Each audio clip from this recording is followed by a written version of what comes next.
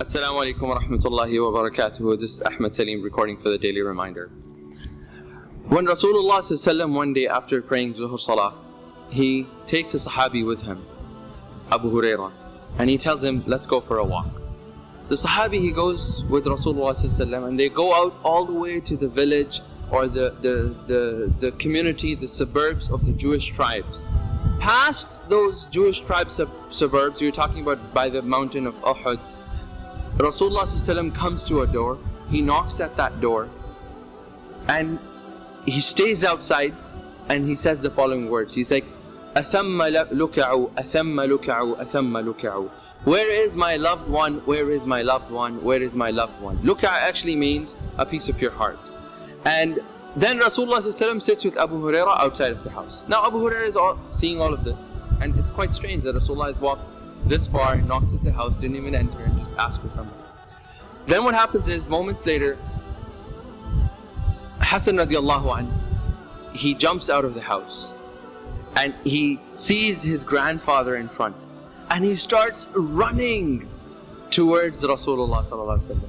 At that point, Rasulullah sallallahu alaihi wasallam recognizes that his height is a little bit higher than the child coming, so he lowers his body down onto the floor so that he could be at the level of Hassan, and he opens his arms, and Hassan radiallahu anhu, he jumps into a hug of Nabi sallallahu alaihi wasallam. Rasulullah sallallahu alaihi wasallam, he hugs him and he starts kissing him, smelling his hair. Abu Hurairah radiallahu anhu, he's watching, and then Rasulullah says, and Ya Allah, I love him, so you love him, and love the one whoever loves him, meaning love the person who loves Hassan radiallahu.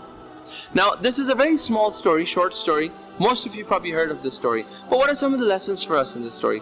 First and foremost, think about the obedience that Abu Hurairah shows towards Rasulullah, and this is the obedience of Sahaba radiallahu anhu. That on an extremely hot day, Rasulullah tells Abu Hurairah, let's go, and he doesn't even tell him where we're going. And Abu Hurairah doesn't turns to Rasulullah and he says, Ya Rasulullah, can you tell me where are we going? What's the plan?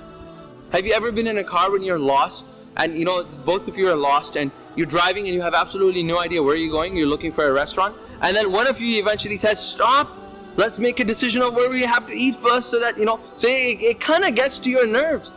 But then you see Abu Hurairah radiallahu anhu, he kind of walked almost 7 to 8 kilometers from Masjid al-Nabawi all the way to the area we're talking about. That's a good 7-8 kilometer walk on an extremely hot day, right at the zenith, right when the sun is on your head. And they didn't have air-conditioned cars, they didn't have umbrellas. Total obedience to Rasulullah. The question I want you to ask ourselves is, how many times do we come across a hadith that kind of sits in wrong with what we believe or what the society is doing? And how many times do we have that courage to say, this is the hadith of Rasulullah, and I know this hadith to be true, I'm going to submit to it. It's a difficult thing to do. Second thing we find is Rasulullah, he knocked at the door and he made it very clear to Fatima radiallahu anha that I'm not here to visit you, I'm here to visit my grandson. I'm here to visit my grandson. Now, in effect, what is he saying? If the grandfather shows reverence, love towards a grandchild, you automatically are giving a symbol to your children, to the mother and father of that child, that I really care about your children, i.e. I also care about you very much. And that's why Fatima radiallahu anha, she didn't have any objections to it. I want to ask a question. Grandparents, grandfathers who are going to be listening to these videos, or soon to be grandparents and grandfathers, when was the last time you took out time from your retired life, or you took out time on your weekend and you just went up to your son or daughter and you told them, listen, send my child out, I'm just going to take him for an ice cream? See, these bonds are very important in the Muslim community, and we need to really work on that.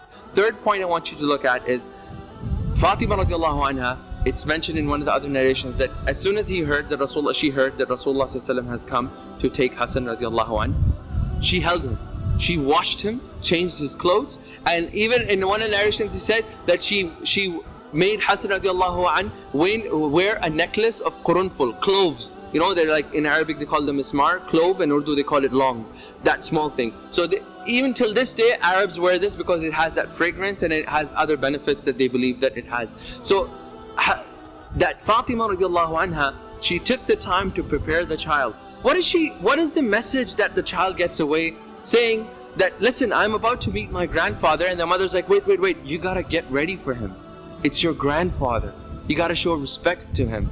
See, oftentimes we think, oh, our child is not respecting us. Respect is not something you can feed into the child. You need to be that role model as parents, that you are respecting your parents, i.e. your children will also learn that respect from you. But if you're not doing that, then don't expect that your child is going to respect you. Next lesson. Rasoolullah, he looks up and he makes that dua that I love Hassan radiallahu anhu. And at that point, Abu Hurairah, he says, by Allah, from that day on, there has been no one that is more beloved to me in my eyes after Rasulullah than Hassan radiallahu anhu. And that should be the case for us. All this, the fitna that is around Hassan and Hussein and stuff like that, we need to realize that they were Ahlul Bayt, grandsons of Nabi sallallahu alaihi wasallam, and we really need to love them. Hopefully, we all benefited with this. This is Ahmed Saleem signing off. Subhanakallahumma wa bihamdika. Ashhadu an la ilaha illa anta astaghfiruka wa atubu ilayk.